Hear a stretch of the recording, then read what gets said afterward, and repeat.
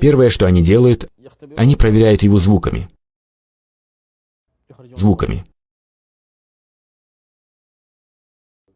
Они издают разные звуки, и человек слышит, например, будто что-то упало, или он слышит, как будто двигается дверь.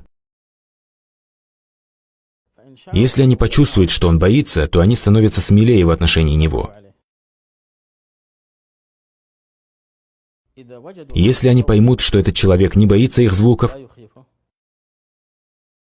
то они переходят к зрительным запугиваниям. И человеку начинает казаться, как будто что-то двигается или как будто что-то стоит перед ним. А иногда ему кажется, как будто какая-то кошка быстро пробежала недалеко от него. Или что-то упало прямо перед ним. Они продолжают делать это, пока страх не проникнет в этого человека. Почему они это делают? Для того, чтобы получить власть над ним. Потому что джинны не могут ударить тебя, дать пощечину или задушить, или убить.